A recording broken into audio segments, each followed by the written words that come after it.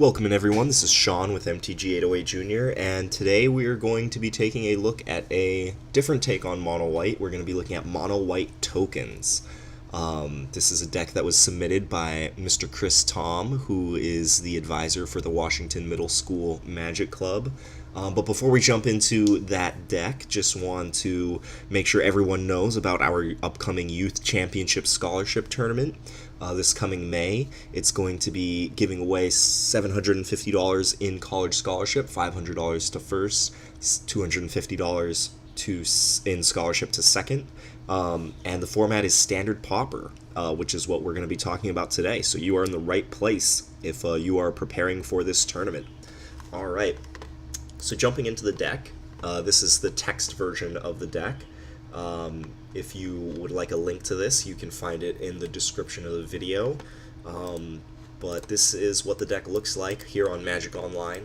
And, you know, I can't vouch for how competitive this deck is. I have not played it yet, but Chris showed it to me, said he's been using it to play against his students, especially the ones that are still learning, and it's been doing, it's been doing okay for him there.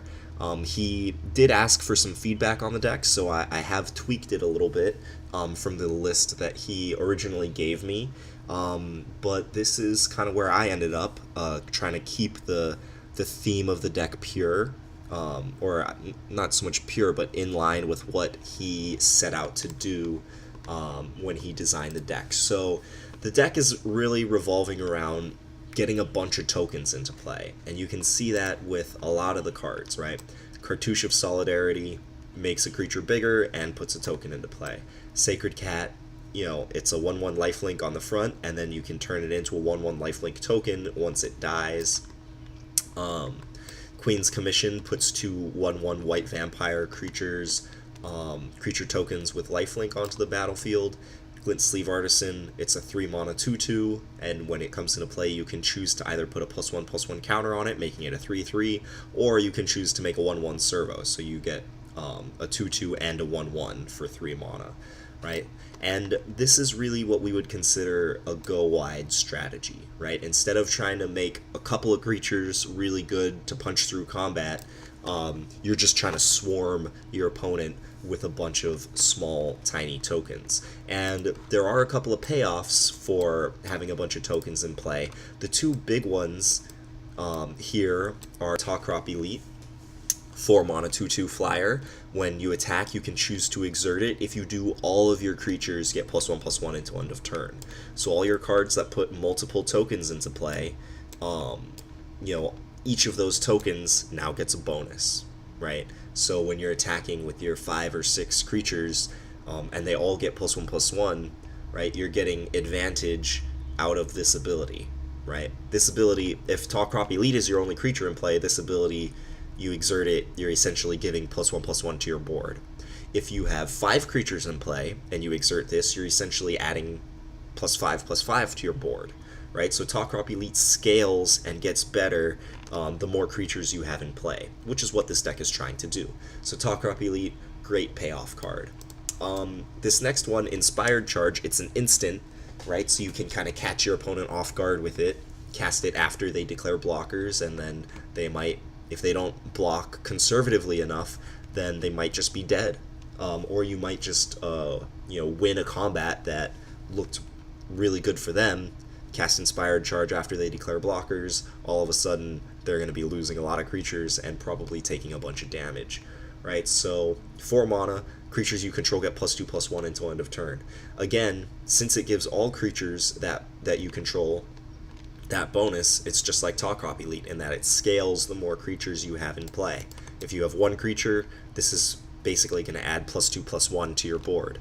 If you have 5 creatures, this is going to add +10/+5 to your board, right? So these are the two big payoff cards for playing a bunch of cards that are going to go wide. Excuse me, still fighting this cold. All right, so those are the two big payoff cards. We already looked at kind of the cards that allow you to go wide here. And now the 2-drops are very interesting.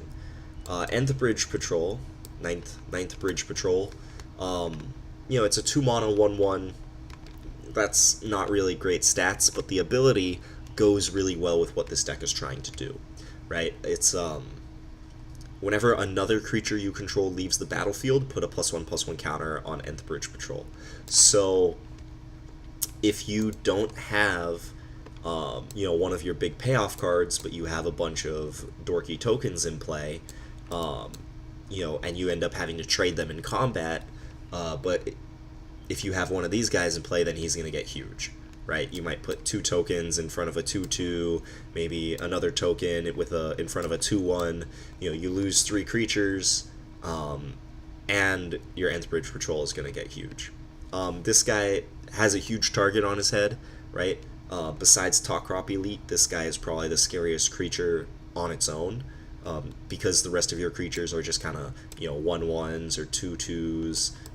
But this guy has a huge target on its head, so it can get huge. It'll likely die very often, but it does fit right in with the theme of going wide, getting a lot of small creatures into play. Gustwalker is in the deck mostly just because it is a very good magic card. You are trying to kill your opponent with damage, and Gustwalker just does a really good job playing to that game plan, especially with Talkrop Elite and Inspired Charge. These cards are best when you are sure that your creatures are not going to be blocked, right? Sometimes you might be sure because you just have way more creatures in play, right? If you have 5 creatures in play and they have 2, you're guaranteed that 3 of them are not going to be blocked, right? But sometimes they might have more creatures in play than you. Sometimes your game plan doesn't come together all that well, in which case it's really important to have evasion creatures, which Gustwalker does, right? If you attack with Talkrop Elite and Gustwalker, and you exert them both, Gustwalker becomes a 3/3 from it flying with its own exert, and then it becomes a 4/4 flying with a Talkrop Elite exert, right? So these 2 creatures attacking and both exerting gives you 7 power of flying damage. Even with just those 2 creatures, you cast Inspired Charge that turns it into 11 power of flying damage. So assuming that you're chipping away at your opponent earlier in the game, it is possible for you to just win in the air. So Gustwalker, it doesn't necessarily go with the go wide game plan, but sometimes you need a plan B. And the other 2-drop options that you have that kind of go wide are just not that exciting, right? Cogworker's Puzzle Knot. Chris originally had this card in the deck, and I think that the card is just a little too weak to have in the deck. 2 mana, you make a 1/1 colorless servo token, right? That's way worse than playing a Gustwalker for 2 mana. And you can pay 2 later to make a second servo, at which point you've paid 4 mana for a bad Queen's Commission, right? 4 mana for 2 power and 2 toughness on the board, which is way less exciting for than Gustwalker. So this is just an example of some of the 2-drops that can play to the go wide game plan. They're just not that powerful. I'd rather play a powerful card like Gustwalker, and he still kind of fits with the game plan of you need to attack your opponent. So Gustwalker, very strong magic card. The last 2-drop here is Anointer Priest. This doesn't I would consider this a payoff card for playing a bunch of tokens. Not in the same way as Talkrop Elite and Inspired Charge, whereas these cards are probably going to win you the game when you cast them a good number of times. Or in Talkrop Elite's case, when you trigger it, it'll likely win you the game a good percentage of the time. But Anointer Priest kind of helps the deck pad its life total, helps the deck kind of accumulate time for you to make your board huge. So whenever a creature token enters the battlefield under your control, you gain 1 life, right? That includes Embalming the Cat, that includes Cartouche of Solidarity tokens, that includes servos, that includes Queen's Commission, right? Each of the tokens are going to trigger Anointer Priest. It even includes Embalming Anointer Priest itself. So if you Embalm Anointer Priest, it's going to trigger itself. So 2 mana 1/3, not the best stats for an aggro deck, but it is a fine body, especially since you can pump it up when you do go in for the killing blow. Um, but the ability, it just synergizes with everything else. I don't know how relevant padding your life total is. I could see this card maybe getting cut if the deck is not finding itself in race positions. Uh, excuse me. If it's not finding itself in combat damage races very often. Um, but this card does synergize well with the deck's general game plan. The last card in the deck, well, one of the last cards in the deck, is Hone Kopesh. Chris originally did not have this card in the deck. I think he had 2 Inventor's Goggles and then, a couple other cards. I did switch these over to Hone Kopesh. Since he only has 1 Artificer, I think just having the flexibility of being able to move Hone Kopesh around, especially since you're going to have so many different creatures, I think it's better than playing Inventor's Goggles. Again, just an all-around good card. Gust Walker turns into a 4/4 flying when you exert it with the Hone Kopesh on it, right? You can move it around onto your lifelink guys, Sacred Cat and the Queen's Commission tokens. Just an all-around good card. We are playing 22 lands because we have 7 4-cost cards, but we do get to play 4 Cradle of the Accursed, which makes tokens, so it synergizes with the rest of the game plan, right? 3 mana, tap it, sacrifice it, create a 2/2 black zombie creature token. It's important to know that you can only activate this ability on your turn, right? As any time you can play a sorcery. A number of the gameplay videos that we have where I'm playing against my buddy Nick, he, I think multiple times, has tried to activate Cradle of the Accursed as an instant, and you gotta remember, you gotta do it on your turn. But yeah, this is a solid deck. I think that it has the tools to pull off its game plan, right? Because it has 7 different ways to pay off the deck for getting a bunch of tokens into play. I think that this deck can consistently do its thing.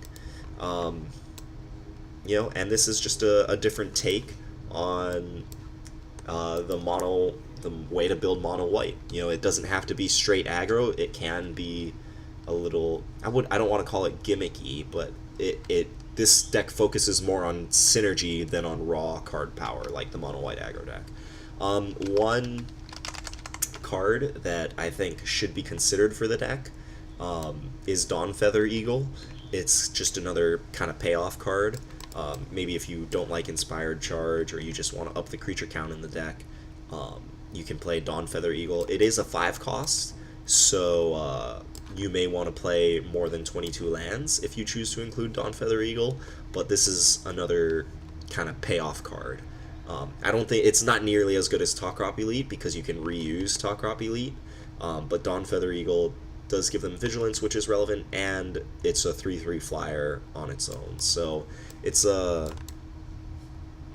another option for the deck. I don't have a sideboard built for this deck. I don't think Chris built a sideboard because he really is playing this deck against kind of the newer players in his club. Not so much the competitive players in his club, but one notable exclusion from the main deck is there's no removal in this deck, right? If your opponent plays a threat that you can't deal with, your only option, you have a bunch of chump blockers if they have a big giant creature that you can't deal with. You can gang block and then use Inspired Charge on defense if they have a big giant creature, but Compulsory Arrest might belong somewhere in the deck.